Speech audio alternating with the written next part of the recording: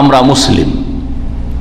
মুসলিম যদি কেউ না হয় তাহলে তার জন্য সবচেয়ে বড় ইবাদত হচ্ছে আল্লাহ পাকের তৌহিদ প্রতিষ্ঠা করা, মানে আল্লাহ যে এক ও একক, তার সত্তাই জাতে, তার সিফাত তার গুণে, আল্লাহ তার কাজেও এক, আল্লাহ তার ইবাদত বন্দেগীতে এক, সব কিছুতে আল্লাহ এক ও একক। কুল হু আল্লাহু আহাদ, হে নবী বলে দাও যে আল্লাহ এক ও একক। এই কথা একজন অমুসলিমকে বলবো, যা মুসলিম সমাজে যারা জাতিতে মুসলিম কিন্তু কবরে সেজদা করে, মাজারে সেজদা করে, মনে করে ওখান থেকেই সব কিছু পাওয়া যায়, তাদেরকে ওই কথাই বলবো। কিন্তু যারা এইসব শিরকি আকীদা রাখেন না, তাদের জন্য সবচেয়ে বড় ইবাদত হচ্ছে, যেই জন্য আল্লাহ পাক সৃষ্টি, বহু ইবাদত রয়েছে, অন্তরের ইবাদত, জবানের ইবাদত, প্রত্যেকটি অঙ্গ প্রত্যঙ্গের ইবাদত রয়েছে, কিন্তু সবচেয়ে বড় ইবাদত, এবং যে ইবাদতে অনেকগুলি ইবাদত শামিল রয়েছে, অনেক ইবাদত তাতে রয়েছে, কয়েক রকমের ইবাদত রয়েছে, সেই ইবাদতটির নাম হচ্ছে as-সালাহ। কি সালাত মানে? কি নামাজ, যেটাকে আমাদের দেশের ভাষায় উর্দু, ফার্সি, বাংলায় নামাজ বলছেন। 5 ওয়াক্ত সালাত আদায় করা সবচেয়ে বড় ইবাদত, যে জন্য আল্লাহ পাক আপনাকে পয়দা করেছেন। আপনি একজন মুসলিমের সন্তান হয়ে যদি 5 ওয়াক্ত 17 রাকাত নামাজ না পড়েন, 15 পড়েন, 9-6 করেন, কোনদিন পুরা, কোনদিন কম, কোনদিন কিছু, আপনার খেয়াল খুশি পড়লেন, তাহলে আল্লাহ পাকের ইবাদত করলেন না। আপনি আল্লাহ পাকের ইবাদত আল্লাহ যেইভাবে চেয়েছেন ওইভাবে করতে হবে না, আপনার মন মোতাবেক করতে হবে। আমাদের মালিকদের উদাহরণ দিই। আপনার ডিউটি সকাল 6টা থেকে, যদি 8 ঘন্টার ডিউটি হয় তাহলে কত ঘন্টা হবে? হ্যাঁ, 6-6 12, আর 2 ঘন্টা, দুটাতে শেষ, তাই না? 10 ঘন্টা হইলে আর 4টা হলো। জি, এটা মালিক চাইছে যে তোর ডিউটি হচ্ছে সকাল 6টা থেকে, একটা উদাহরণ দিলাম, 8টা থেকে এতটা পর্যন্ত তোর ডিউটি। এটা কে চাইছে? মালিক চাইছে। আপনি বলছেন না, ওইভাবে তো আমি ডিউটি করতে পারবো না, ডিউটি আপনার করে দেবো, 8 ঘন্টা বলছেন 8 ঘন্টাই করে দেবো, 10 ঘন্টা বলছেন 10 ঘন্টাই করে দেবো, যেটা চুক্তি আছে, কিন্তু আমি আমার সুবিধা মতো করবো। আপনি 6টা বলছেন না, আমাকে সকালে ঘুমানো লাগবে, আমি 8টা থেকে 9টা থেকে আমি সন্ধ্যা পর্যন্ত ডিউটি করে দেবো। মালিক বলছে তোকে 2 বেলা দোকানে ডিউটি করতে, আপনি বলছেন না, আমি 1 বেলা একটানা ডিউটি করে দেবো, নো ব্রেক, কোনো ব্রেক ট্রেক না, হ্যাঁ, আর আমি ওই সন্ধ্যাবেলা রাত্রে ডিউটি করতে পারবো না। চলবে? আপনাদের চলবে না, আমাদেরও চলবে না। চলবে? আমরা যদি বলি যে সকাল থেকে ডিউটি করো, বিকালবেলা ফ্রি, ছেলে মেয়ে নিয়ে একটু সন্ধ্যাবেলা ফ্রি হয়ে থাকলাম, সংসারের সাথে থাকলাম, চলবে কি? রাখবে? একদিনও রাখবে না। রাখবে কি? এক্সিট লাগিয়ে কোথায় পাঠিয়ে দেবে? দেশে পাঠিয়ে দেবে, দেশে পাঠিয়ে দেবে, ঠিক কিনা?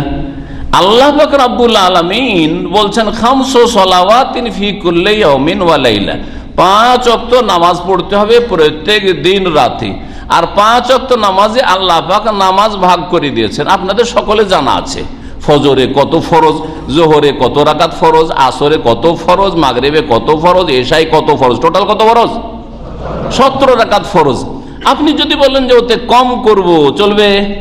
হ্যাঁ, এটা চলবে না। আপনি যদি মানে কম করবেন, ঠিক আছে 17ই পড়বো, কিন্তু আমি ফজরের নামাজটা সূর্য ওঠার পরে, ঘুমটা একটু আমার ভারী, জাগতে পারি না, অথবা রাতে একটু দেরি হয়ে যায়, কথাবার্তা বলতে বা ইত্যাদি ইত্যাদিতে ঘুম আসে না, তো আমি সকালে যখন 9টার সময় ডিউটি যাব, তার আগেখানে নামাজটা পড়ে নেবো, তারপর চলে যাব।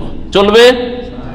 কফিলের কাছে চলবে না, কিন্তু আল্লাহর কাছে চলবে। তাই এই তো অবস্থা আমাদের, চরিত্র তো এইটাই। কফিলের কাছে ডিউটিতে চলে না, যে 6টায় ডিউটি আমি 8টা থেকে করবো, এটা চলছে না, খরচ লাগিয়ে পাঠিয়ে দিচ্ছে। কিন্তু আল্লাহ রাব্বুল আলামিন আপনাকে ছেড়ে দিবেন নাকি? আপনাকে ইবাদতের জন্য সৃষ্টি করা হয়েছে, আল্লাহর ইচ্ছা অনুযায়ী ইবাদত করতে হবে। যারা এই রকমের নামাজ পড়ছেন, কোনদিন 5 ওয়াক্ত, কোনদিন 3 ওয়াক্ত, কোনদিন 4 ওয়াক্ত, তারা নিজের খেয়াল খুশি ইবাদত করছেন, আল্লাহর ইচ্ছা অনুযায়ী ইবাদত করছেন না। আর নিজের খেয়াল খুশিকে বলা হয় হাওয়া, কুপ্রবৃত্তি বলা হয়। যারা কুপ্রবৃত্তির অনুসরণ করে আল্লাহর ইবাদত করে, তারা আল্লাহর ওহীর অনুসরণ করে না, রাসূলুল্লাহ সাল্লাল্লাহু আলাইহি ওয়াসাল্লামের অনুসরণ করে। তারা মনের পূজা করে, মনের অনুসরণ করে, মন যা বলে তাই করে। যারা ওয়াক্তকে নিজের হাতে নিয়ে নিয়েছে, যখন ইচ্ছা তখন নামাজ পড়লাম, পড়লি তো হইলো, জোহর আসর একসাথে, হ্যাঁ, কোনোদিন এশা থেকে গেল ফজরের সাথে, আর ফজর তো প্রায় অধিকাংশ লোক 4 ওয়াক্ত নামাজ পড়া, যারা নামাজি নিজেকে বলছেন তারাও 4 ওয়াক্ত নামাজ পড়েন ফজরটা সূর্য ওঠার পরে। আর তারপরে ব্যাচেলর মানুষ অনেক সময় দুপুরবেলা যদি ফ্রি থাকেন তো কি করেন, ওই দুপুরবেলা খাওয়া দাওয়া করতে করতে 2টা, 2:30, 3টে বেজে গেল, এখন আধা ঘন্টা আছে, আধা ঘন্টা শুয়ে হয়, আর ডিউটি তো 5টায় অথবা নেই ডিউটি, দিলেন লম্বা টানে ঘুম, 5টার সময় উঠে আসরের নামাজ পড়ছেন। হবে? আপনি আপনার তরিকায় ডিউটি করছেন, আল্লাহর আদেশ অনুযায়ী ডিউটি করছেন না। সুতরাং আপনার খরচ লাগবে না লাগবে না? খরচ বুঝেন? এক্সিট লাগবে না লাগবে না? কোথায় এক্সিট লেগে যাবেন? হ্যাঁ, আখেরাতে এক্সিট লাগবে। কারণ আল্লাহ দুনিয়াতে বদলা দেন না, কফিলারা তো দুনিয়াতে বদলা দিয়ে দেয়। এই জন্য ডানে বামে মিন্না মিন্না করলে কি করে, এক্সিট লাগিয়ে বাংলাদেশ পাঠিয়ে দিল, ঠিক না? কিন্তু আল্লাহ রাব্বুল আলামিন দুনিয়াতে ধৈর্য ধারণ করেন, দুনিয়াতে আল্লাহ পাক ছাড় দেন, ছেড়ে দেন না, অবসর দেন যে ঠিক আছে আমহিলহুম রুয়াইদা, কিছুদিনের জন্য তোকে ছেড়েই দিলাম, তুই নামাজ পড় আর নাই পড়, আর নামাজকে তোর ইচ্ছা মতো পড়, আর কম কর আর বেশি কর, আর টাইমে পড় আর বেটাইমে পড়, তোকে ছেড়ে দিলাম। কিন্তু মৌতের পরে যখন বদলার জগৎ শুরু হবে, আমলের জগৎ আর থাকবে না, হ্যাঁ, সংশোধনের কোনো সুযোগ থাকবে না, তখন তোকে ছেড়ে দেব না, তখন এক্সিট লাগাবেন। কোথা থেকে? আদম আলাইহিস সালামকে যেমন জান্নাত থেকে এক্সিট লেগে দুনিয়াতে এসেছিলেন, হ্যাঁ, আদম সন্তানকে জান্নাত থেকে এক্সিট লেগে জাহান্নামে পাঠিয়ে দেওয়া হবে। বুঝতে পেরেছেন? জাহান্নামে পাঠিয়ে দেওয়া হবে, ভালো করে বুঝে নেন, এতে কোনো সন্দেহ করবেন না। এটাই কোরআন হাদিসের কথা। যার নামাজ ঠিক নেই তার কোনো কিছুই ঠিক হতে পারে না, যার নামাজে গড়বড় আছে সব কিছুতেই তার গোলমাল হইতে পারে, আর যার নামাজ ঠিক আছে আশা করা যায় আজকে না হইলেও কালকে, কয়েক মাস পরে, বছর পরে তার সবগুলি ধীরে ধীরে ঠিক হবে। এটা একটা কথা মনে রাখবেন এবং পরীক্ষা করে দেখবেন।